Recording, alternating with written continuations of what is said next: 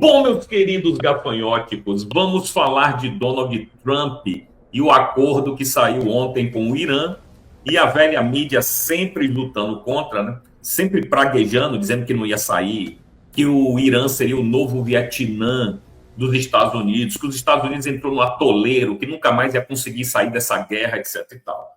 As pessoas viajam e eu até entendo certas situações, porque tem muita gente que não tem a menor noção de o que é uma guerra moderna, das armas que estão sendo colocadas lá.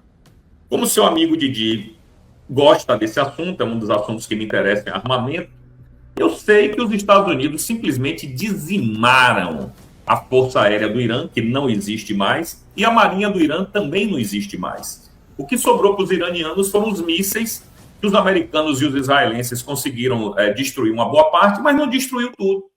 E com esses mísseis eles conseguem fechar o Estreito de Hormuz, certo? Bom, dito isso, ontem Donald Trump conseguiu um acordo. Como eu disse, um acordo que a velha mídia estava torcendo o nariz, sabe por quê? Porque se Trump conseguir esse acordo, várias coisas vão acontecer. A primeira delas é, para o público interno, ele dizer, tá vendo aí? Fui lá e venci. Porque ele, no acordo, galera, o Irã, a gente vai ver já já, aceitou não ter mais bomba atômica.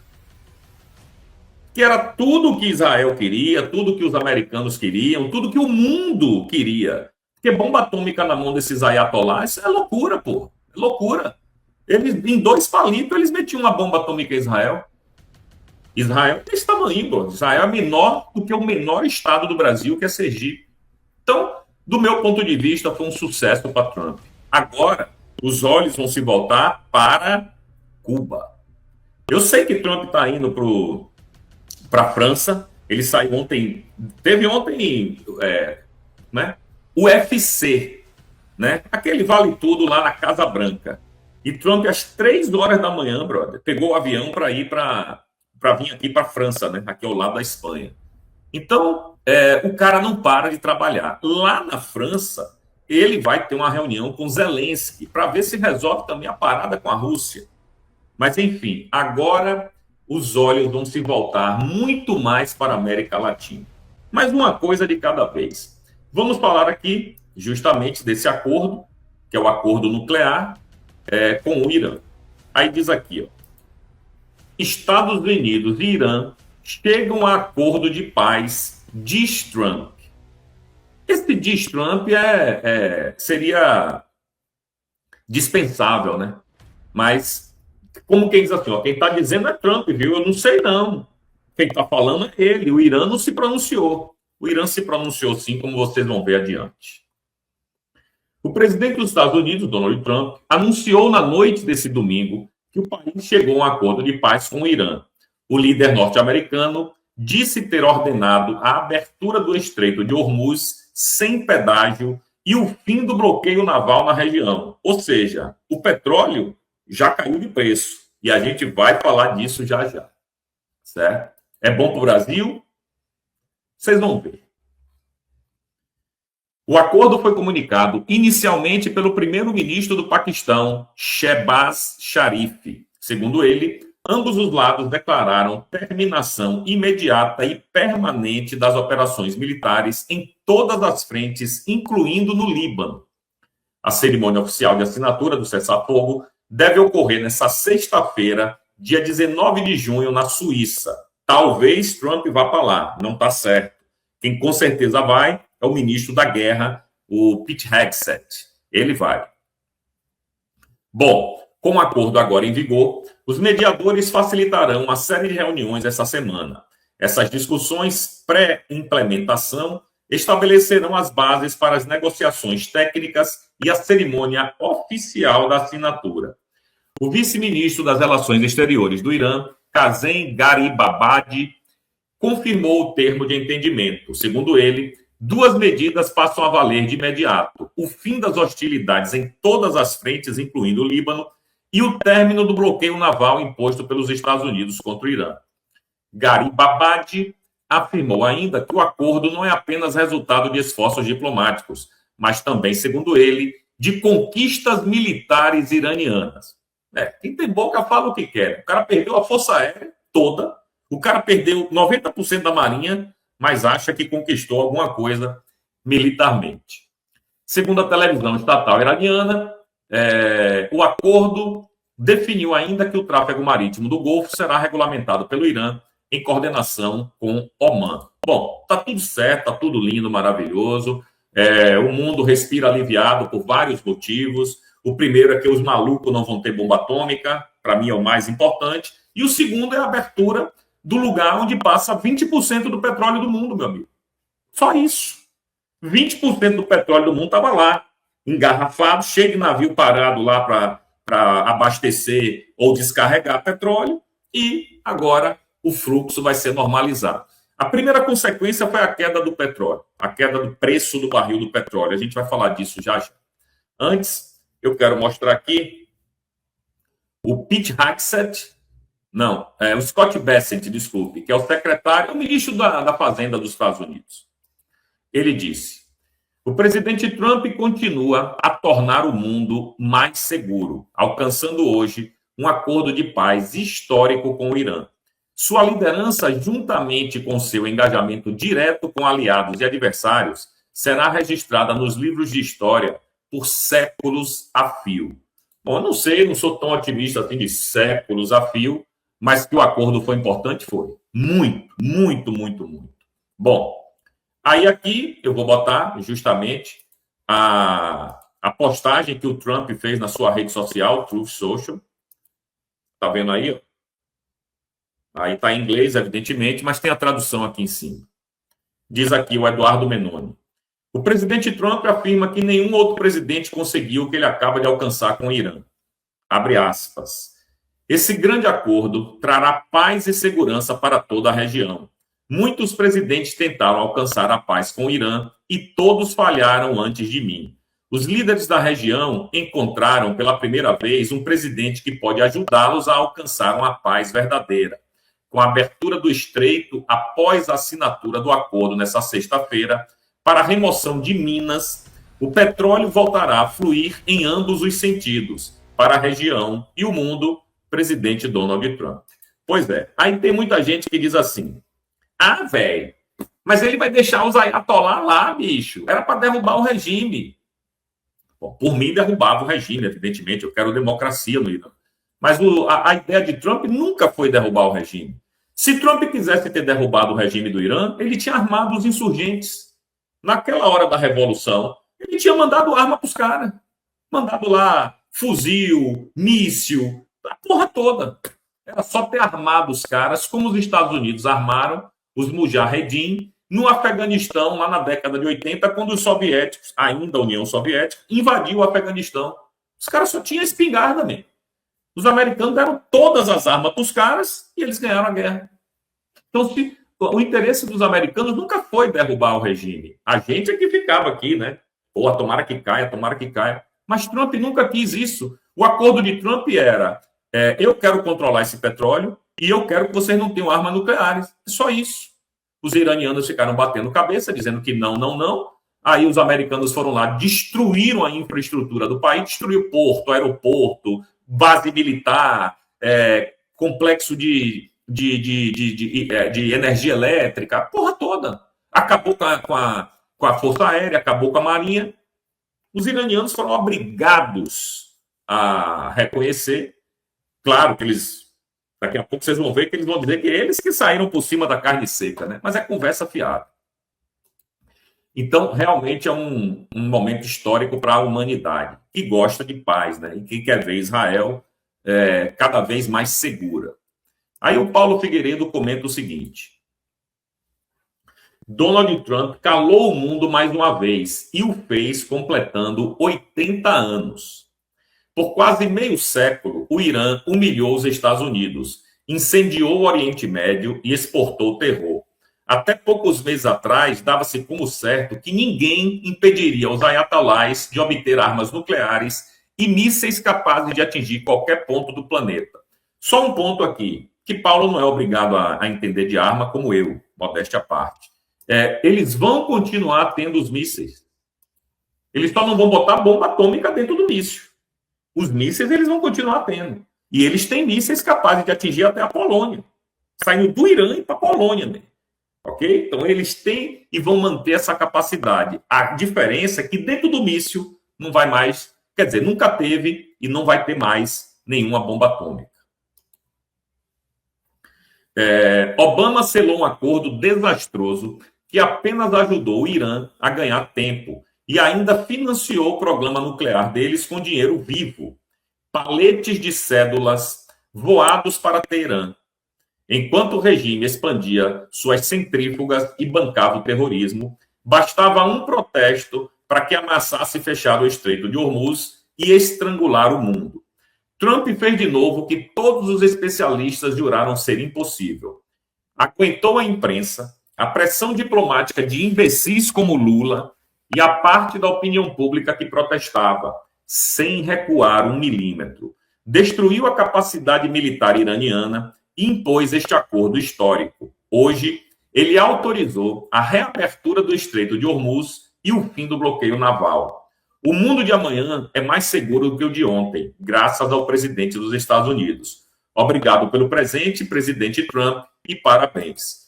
Como eu disse para vocês, tem gente que não concorda. Tem gente que acha que o acordo foi péssimo para o mundo, foi péssimo para Donald Trump, etc. e tal. A velha mídia nunca vai dar o crédito da vitória para Trump. Não vai dar nunca. Mas eu estou com Paulo Figueiredo nessa aí. Eu acho que Trump marcou um golaço e é isso. Bom, o Irã hoje tem uma boa parte da sua infraestrutura totalmente destruída. Eles têm prejuízo de centenas de bilhões de dólares. Estou falando centenas de bilhões de dólares. Tudo bem, os caras são montados no petróleo. Daqui a 5, 10 anos, está tudo reconstruído, está tudo bonitinho de novo. Mas tomou um prejuízo, certo? O Donald Trump sai com um acordo de paz, o petróleo caindo, na bolsa o petróleo caindo, e os Estados Unidos ainda conseguiram abocanhar uma parte desse mercado. Por quê? Porque quem está vendendo é os Estados Unidos. Enquanto o Estreito de Hormuz estava fechado, você acha que o carro parou de ter gasolina? Foi? Você acha que o avião parou de ter querosene? Não. Mas eles compravam aonde? Nos Estados Unidos. Na Venezuela, que é controlada pelos Estados Unidos também. Então, foi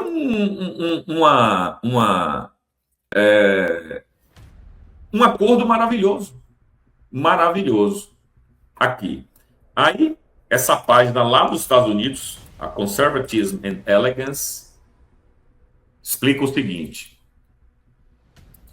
Aqui é o repórter da Fox News. Ele diz, agora, de acordo com a reportagem ao vivo da Fox News, o acordo do presidente com o Irã não permite que o Irã mantenha seu material nuclear enriquecido. Se você não tem urânio enriquecido, você não consegue fazer a bomba atômica. É simples assim. Simples assim. E você precisa das centrífugas, você precisa todos os equipamentos para fazer o urânio radioativo para você botar dentro de uma bomba. Então, bicho, foi ótimo para quem quer um mundo em paz. Aí, como eu disse, a primeira matéria do Metrópole diz assim, diz Trump que fez um acordo com o Irã. Como quem diz assim, ó, é Trump que está falando. Os iranianos não disseram nada. Mas disseram sim. Aqui, ó. Irã confirma acordo com os Estados Unidos e diz manter controle do Estreito de Hormuz. Bom, ele pode falar o que ele quiser. Os iranianos podem falar o que quiser, né? O Trump não vai brigar por causa disso. O vice-ministro das Relações Exteriores do Irã, Hossein Garibabadi, confirmou que um termo de paz com os Estados Unidos foi finalizado e deve ser assinado formalmente na próxima sexta-feira na Suíça. Segundo a TV estatal iraniana, ficou definido que o tráfego marítimo no Golfo será regulamentado pelo Irã em coordenação com Omã.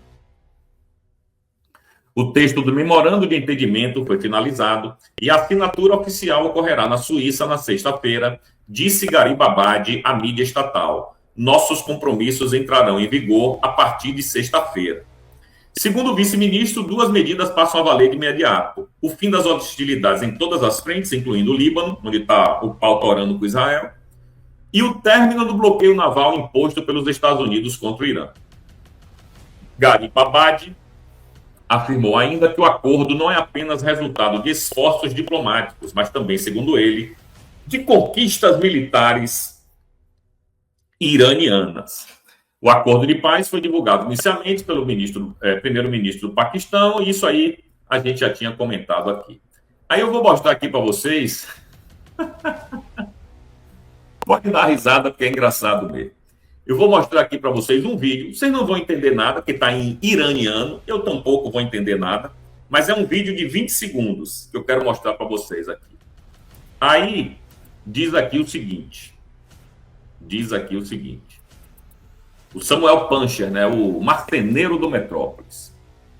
TV estatal iraniana anunciando o acordo sobre o fim da guerra. Abre aspas. Os Estados Unidos foram forçados a assinar um acordo para pôr fim à guerra com a República Islâmica do Irã. Os americanos foram forçados. Tem aí a legenda. وادار به امضای تفاهم پایان جنگ با جمهوری اسلامی ایران و جبهه مقاومت شد. شهباز شریف از پایان دائم و فوری جنگ در همه جبهه‌های جنگ آمریکا علیه ایران و متحدانش خبر داد. نخست وزیر پاکستان از دستیابی به توافق پایان جنگ آمریکا علیه ایران خبر داد. آمریکا وادار Bom, vocês viram aí, né? O Irã cantando de galo, dizendo que eles que forçaram os americanos a fazer o acordo de paz. Não foi o contrário, não. Tudo bem, o Irã é uma ditadura. Ele está vendendo esse peixe para o público dele, que tem uma galera que vai acreditar e a maior parte não vai acreditar, evidentemente. Mas, no frigir dos ovos, foi bom para todo mundo. Beleza. O petróleo baixou de preço ontem. Eu não sou economista. Na minha cabeça, se o petróleo baixa de preço, a gasolina tem que abaixar, né? Aqui as passagens de avião na Europa, meu amigo, dispararam. Dispararam por causa do preço do aumento do querosene de aviação, né? Que é o chamado Avigás. Então, aqueles que querem vir aqui para a Europa no verão, agora, junho, julho, se preparem, porque se não baixar o preço, vocês vão pagar caro nas passagens. Bom, como eu disse, eu não sou economista, não sou Rodrigo Constantino, que é um grande economista, sabe tudo de economia, mas sabe muito mais do que eu estou de sacanagem aqui, não vou me comparar com ele, porque de economia ele sabe, como eu sei de armamento e ele não sabe porra nenhuma. Mas olha isso aqui que interessante. Olha isso aqui que interessante. Petróleo despenca 4% após anúncio de acordo entre Irã e Estados Unidos. Os contratos... Peraí, deixa eu passar essa parte aqui. Aqui. Os contratos futuros de petróleo abriram em forte queda nesse domingo, após Trump anunciar um acordo de paz com o Irã e confirmar a reabertura do Estreito de Hormuz nessa sexta-feira, assim como a remoção imediata do bloqueio naval americano. Às 8h20, o petróleo Brent para agosto, negociado na Intercontinental Exchange de Londres, recuava 3,96% a 83,86 dólares por barril. Já os contratos de petróleo WTI para julho, negociados na New York Mercantile Exchange, representavam queda de 4,48%, negociados a 81,09 por barril. O mercado já apresentava otimismo na última semana, com os rumores de um desfecho do conflito no Oriente Médio e a reabertura do Estreito de Hormuz, com os contratos da commodity fechando em queda acima de 6% no acumulado do período. Em uma publicação na Truth Social nesse domingo, o presidente dos Estados Unidos confirmou que o acordo do Irã foi alcançado. Beleza, tá tudo lindo, petróleo caindo no mundo todo, mas beleza. Você vai sentir isso no bolso? Você aí do Brasil que está me assistindo, aqui na Europa a gente vai sentir. Aqui na Europa a gente vai sentir, porque quando cai o preço do petróleo, cai na bomba de combustível, o preço da gasolina. E vai cair também os preços das passagens de avião. Aqui, o mercado é outro, não é Brasil, não. Bom, aí vem o Adolfo Saxida, que é um dos cotados para ser ministro da Fazenda de Flávio. Sim, o Saxida é um dos nomes. Olha o que o Saxida falou. Como eu disse, né? Eu não vou discutir com um cara que é economista, né, brother?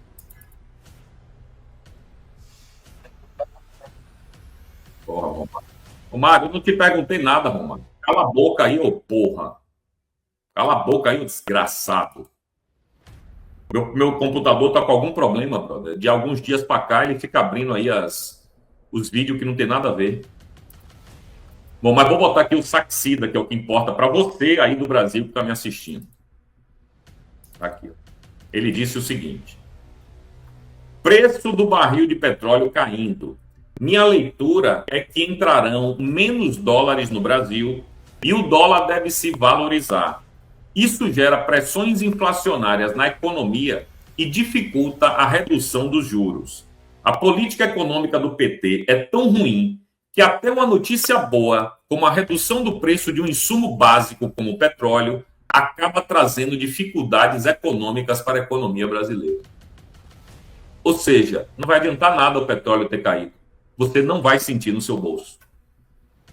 Resumido, é isso. Resumidamente, é isso. Você que está assistindo aí no Brasil, infelizmente, o mundo inteiro vai ficar feliz. Que vai pagar menos, vai ter mais dinheiro no bolso. O Brasil, não. Justamente por causa da desastrosa política econômica de um governo corrupto, né? Segundo o Saxida, vai entrar menos dólares no Brasil e o dólar vai subir.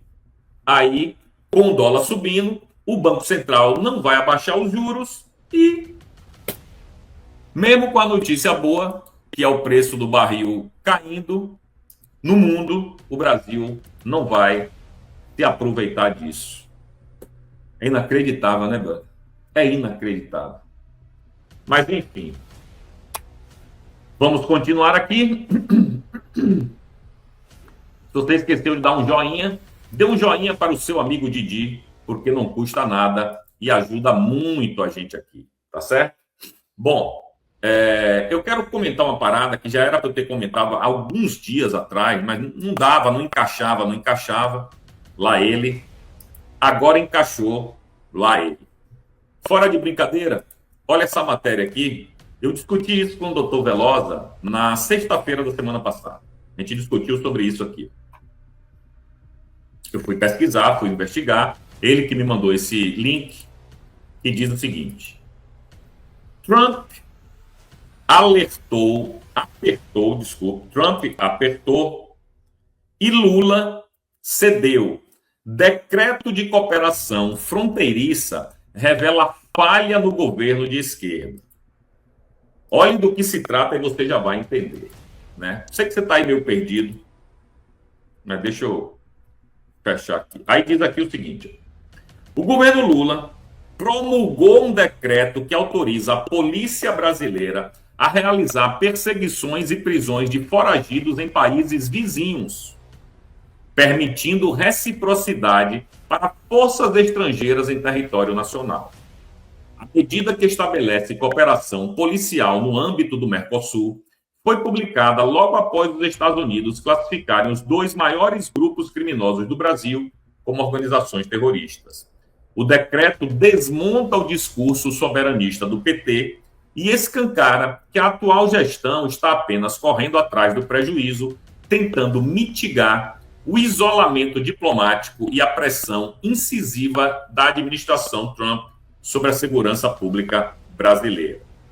O governo petista, que sempre teve pavor de qualquer política de segurança mais dura, só saiu da inércia porque levou um puxão de orelha de Washington.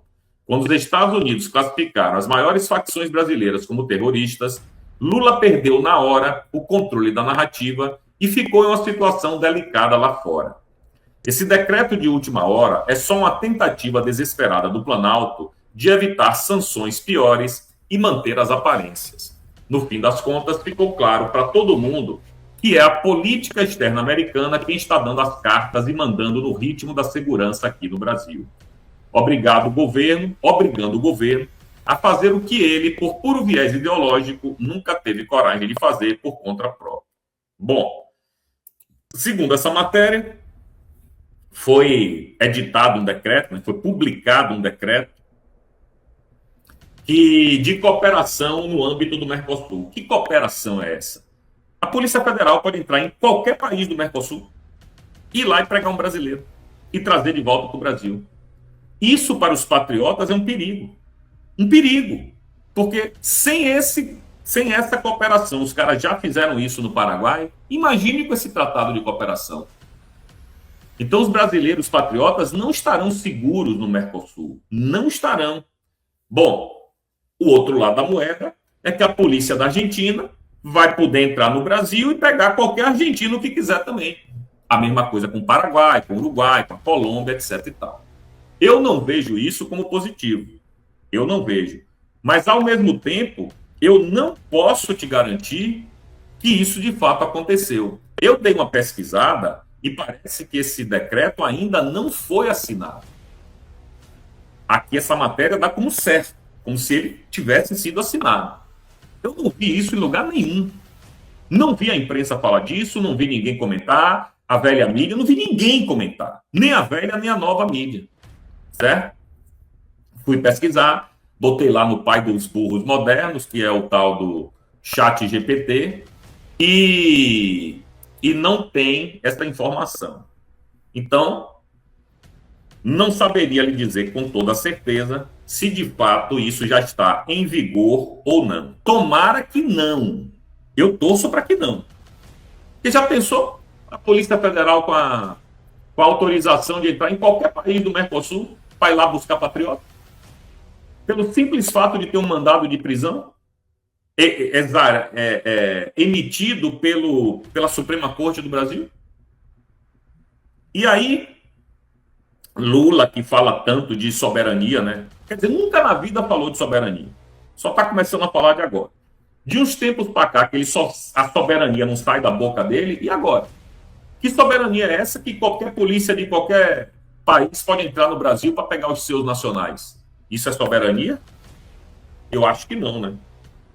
Eu acho que não, né? Mas, enfim.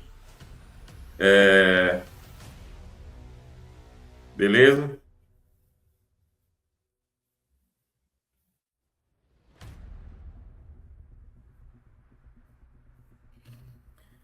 Ô, moderadores, dá uma olhada nessa Marinês aí que tá falando merda de mim aí, viu? Dá logo uma suspensão já pra ela ficar esperta. Se falar merda de novo, pode tirar. Marialnês, falando merda e falando mentira de mim aí. Mentira, o que você tá falando aí é mentira. Certo? Bom, mas enfim. Vamos continuar aqui que eu quero bater um outro papo com vocês sobre imigração. Aqui na Europa. Por quê? Eu vou lhe mostrar aqui. Os globalistas querem destruir a Europa mesmo. Pode ter certeza. Pode ter certeza. Aqui, ó. União Europeia aplica novas regras migratórias, mas fiscalização já suscita dúvidas. Olha só que onda, bro. Cadê? Na sexta-feira, sexta-feira anteontem, entrou em vigor o Pacto da União Europeia sobre Migração e Asilo, 2 anos depois de ter sido consagrado na lei. Pela primeira vez, os 27 Estados-membros terão de seguir um único conjunto de regras que abrange o controle nas fronteiras, os procedimentos de asilo, as condições de acolhimento e um mecanismo de solidariedade para a redistribuição de requerentes de asilo entre países. O objetivo é pôr fim a um sistema fragmentado em que quem chega à Grécia enfrenta uma realidade jurídica totalmente diferente de quem chega à Alemanha. Mas a ambição já começa a esbarrar na realidade.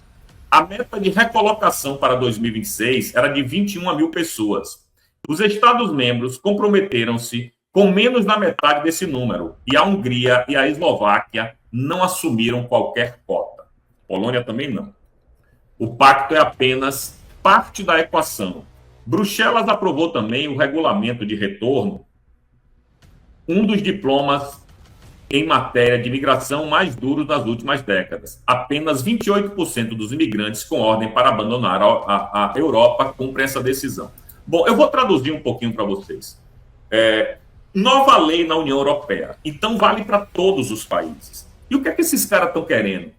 Como se não bastasse toda a loucura imigratória que existe aqui na velha Europa, porque hoje a Europa está dividida em duas, a velha Europa e a nova Europa. O que é a nova Europa? Eu já falei isso aqui uma vez. A nova Europa hoje é a Polônia, a Hungria e os países bálticos, Estônia, Letônia e Lituânia, 5 países. Esses 5 países controlam a fronteira a ferro e fogo. A ferro e fogo, não passa ninguém. Então, essa é a nova Europa. A velha Europa são todos os outros países que deixam as fronteiras abertas. Então, olha que loucura, bro. Por essa lei, se a Polônia se recusar a receber um imigrante, vai pagar 20 mil euros por dia para cada imigrante que ela não quiser receber. Vocês entenderam a loucura que essa vagabunda dessa Ursula von der Leyen, que é a presidente da União Europeia, essa globalista alucinada, você entendeu o que ela está fazendo? Se a União Europeia quiser mandar 1.000 muçulmanos para a Polônia, e a Polônia disser, não vou receber não, a Polônia vai pagar 20 mil euros por cada um dos 20 mil por dia que ela se recusa a receber. Foi por isso que esse fim de semana teve protesto. Você não viu na sua televisão, porque não é do interesse deles mostrar. Teve protesto na Itália, teve protesto na Inglaterra, teve protesto na Espanha. Protesto de milhares de pessoas nas ruas. Protestando justamente contra isso. Se o negócio já está difícil do jeito que estava, imagine agora com essa lei. E óbvio que a Polônia não se dobrou. A Polônia não se dobrou. E é capaz da Polônia, mais para frente, sair da União Europeia. Não sei como é que vai ser feito. Aí, olha isso aqui, bicho. É doideira, cara. Doideira. Olha aqui, ó. Urgente. O presidente polonês, Karol Nawrocki, rejeita o pacto de migração da União Europeia, recusando imigrantes. Olha o que ele disse. Na Polônia, não construímos centros de integração. Cadê, rapaz? Aí, outro vídeo que entrou que não tem nada a ver. Bom, vou ter que voltar aqui. Ó. O meu presidente disse: não construímos centros de integração de imigrantes. Construímos centros de deportação para aqueles que ameaçam nossa nação. E é exatamente isso. A Polônia já disse que não vai aceitar. Porra, o país mais seguro da União Europeia é a Polônia. Tenta entrar ilegal na Polônia para você ver. Galera, você pode até conseguir entrar. Ah, vou entrar como turista, vou ficar lá. Beleza. Ninguém vai lhe dar trabalho. Bro. Eu estou falando isso porque eu moro na Polônia há 3 anos. A primeira coisa que um polonês pergunta para te dar um trabalho é: você tem a carta óbito? Ah, não posso te dar um trabalho. Não posso botar um ilegal aqui. Carta óbito eu tenho é a carteira de identidade. Você tem carteira de identidade, meu filho? Você tem um CPF, que aqui, lá na Polônia, a gente chama de PESEL. Você tem um número PESEL? Não, então não posso te dar trabalho. Mesmo que você entre, você vai morrer de fome. Ah, eu quero ser Uber. Beleza, você quer ser Uber?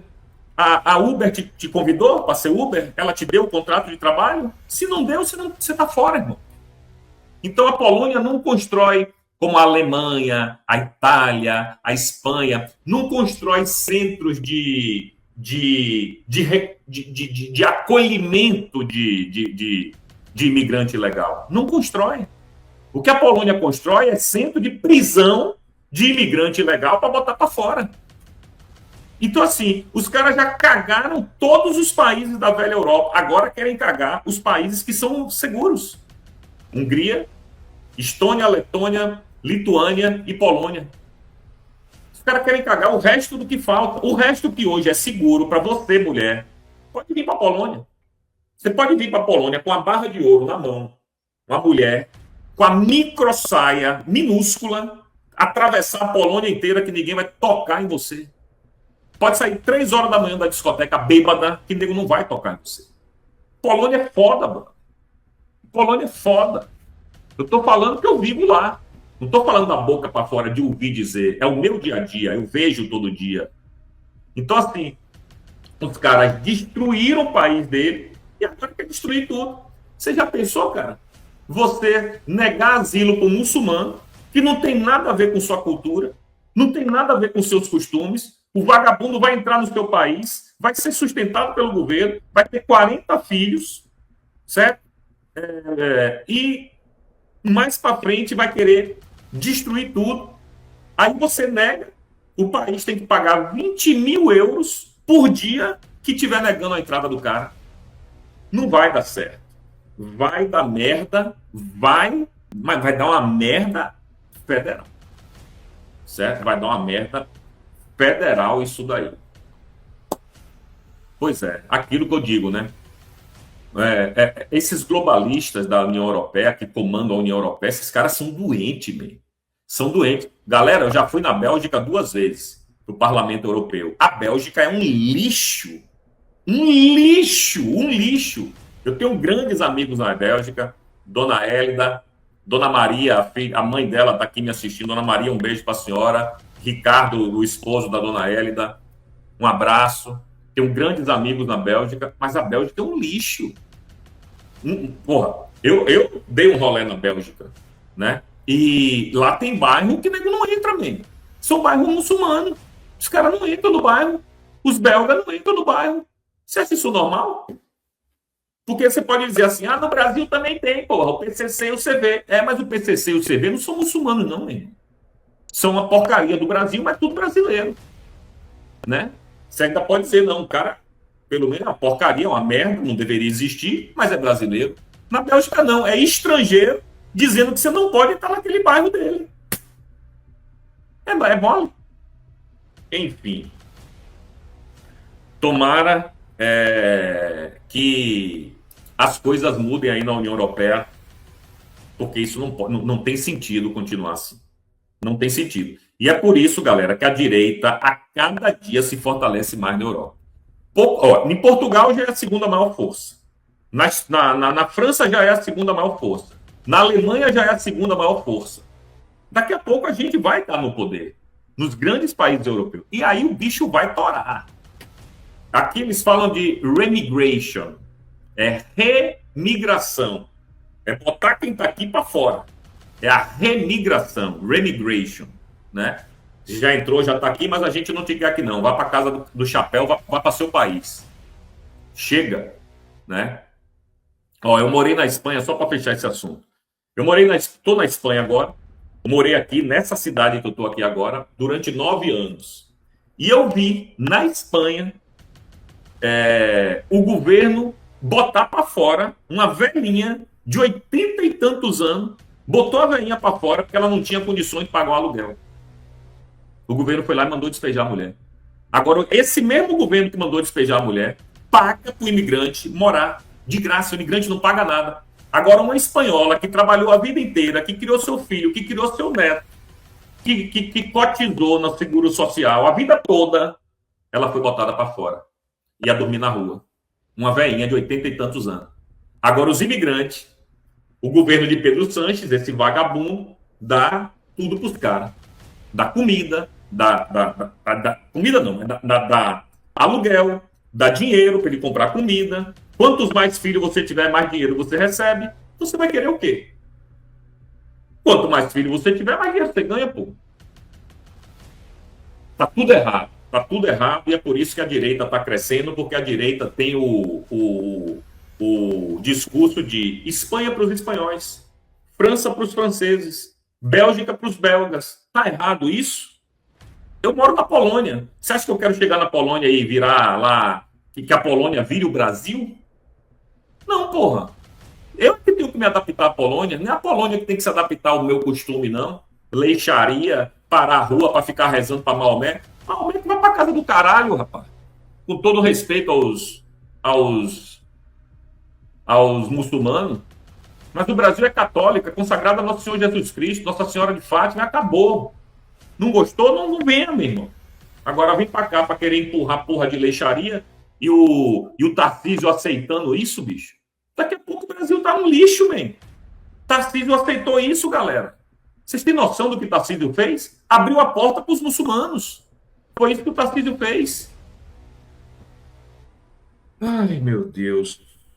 É isso, né? É isso. Bom, 5.500 pessoas assistindo a gente, eu só vou te pedir um joinha. Custa alguma coisa você dar um like? Se inscrever no canal? Se estiver curtindo a live, não custa nada. Então dê o seu joinha, se inscreva aqui no nosso humilde canalete. Beleza?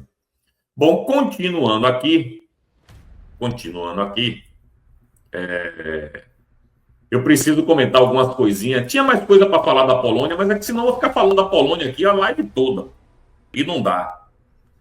Mas de tarde eu volto no assunto Polônia. Porque tem um assunto que eu preciso falar com vocês, também da Polônia, que tem a ver com a Ucrânia.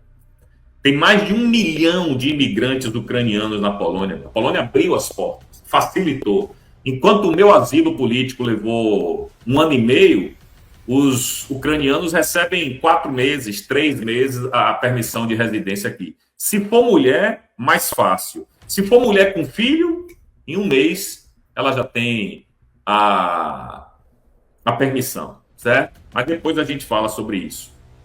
Porque eu quero comentar uma coisa absurda que está acontecendo no Brasil, né?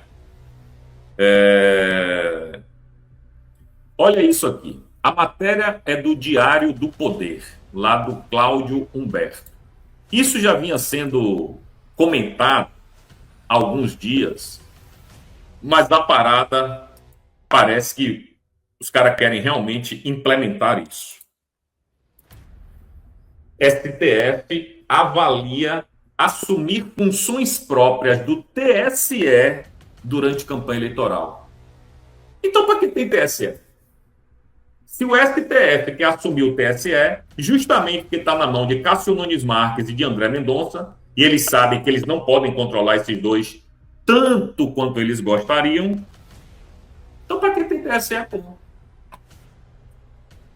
São nítidos os sinais de sofreguidão de ministros do STF à medida em que se aproximam as eleições consideradas cruciais para alguns deles, preocupados com a eventual vitória da oposição.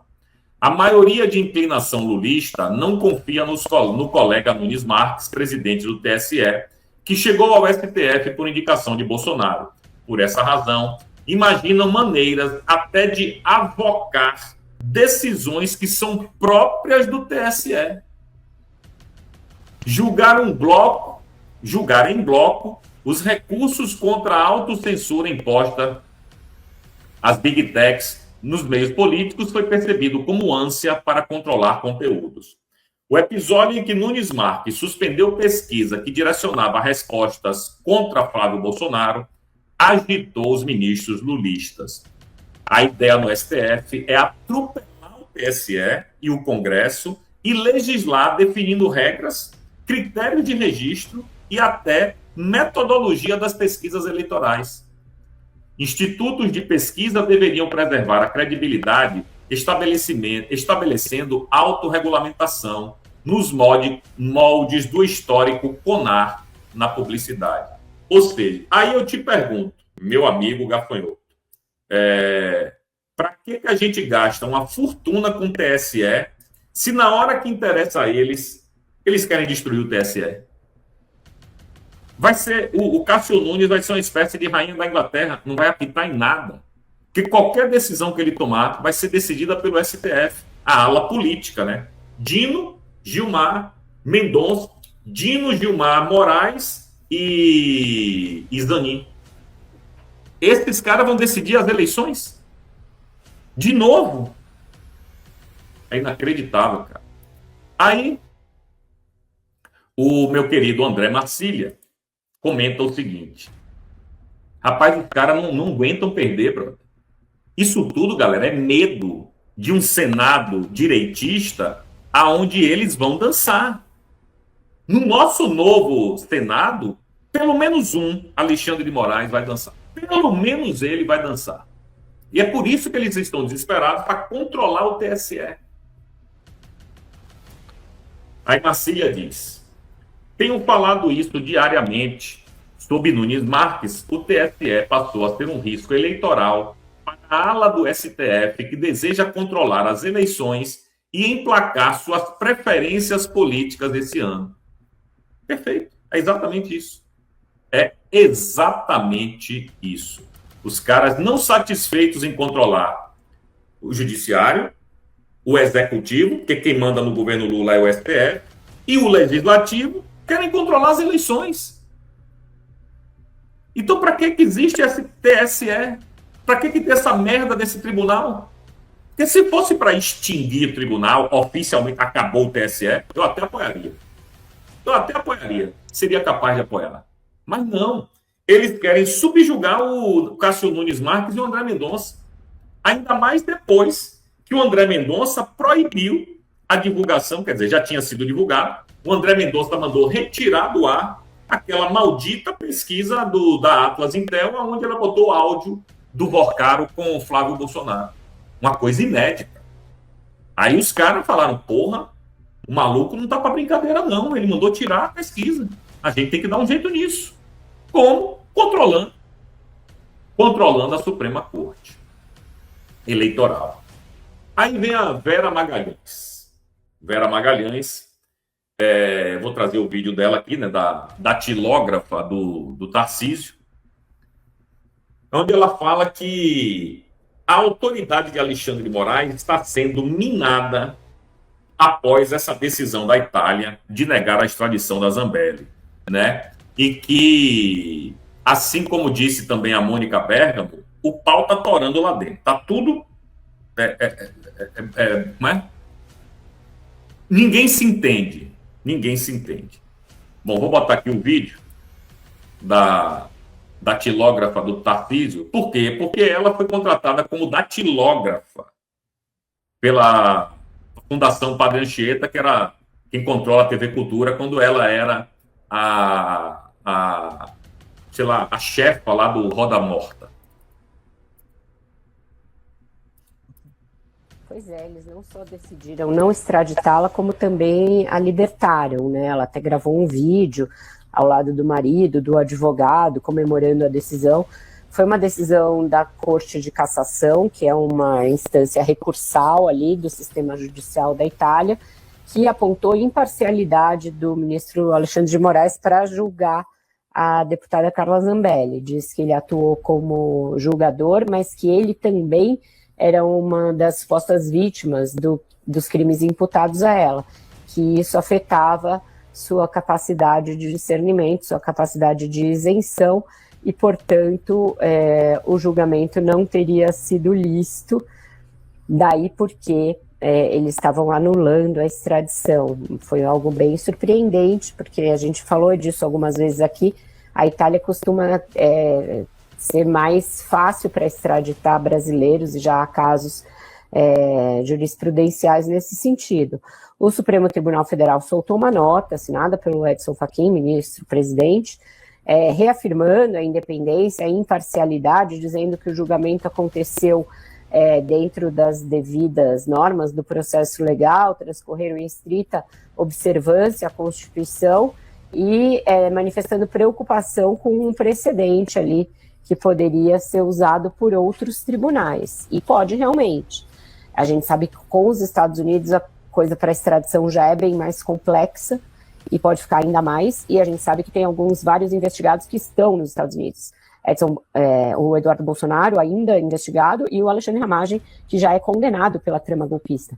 Então, se essa arguição de parcialidade do Alexandre de Moraes for seguida por outros países, principalmente pelos Estados Unidos, vai se criar um embaraço e uma dificuldade ainda maior para que esses outros investigados também sejam deportados, extraditados para o Brasil, e que, portanto, possam cumprir a pena. E com isso, a autoridade do Alexandre de Moraes internamente vai sendo minada. Ele já está aí sob forte crítica e rejeição por parte de uma parcela da sociedade bolsonarista, e isso vai aumentar os questionamentos quanto à possibilidade do ministro continuar à frente de muitos desses casos que envolvem ou o Bolsonaro ou seus aliados.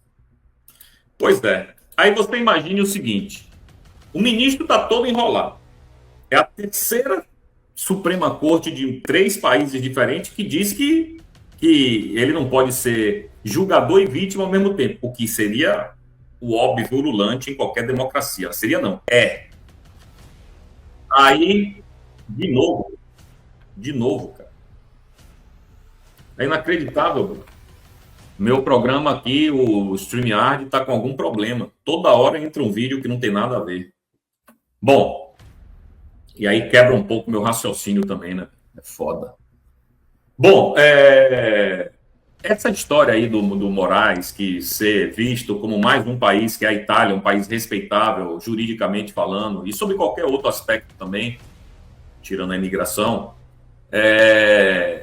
mostra que a Suprema Corte realmente tá perdida, bro.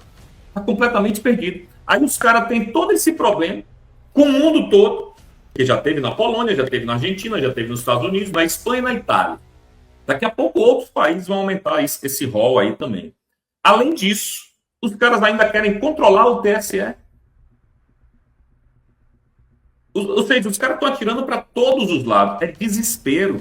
Desespero. E eu vou te mostrar aqui. Eu já tinha comentado, falando justamente que eles querem controlar o TSE com medo que a gente faça a maioria no Senado. E a gente vai fazer a maioria no Senado. Na Câmara não, mas no Senado a gente vai fazer.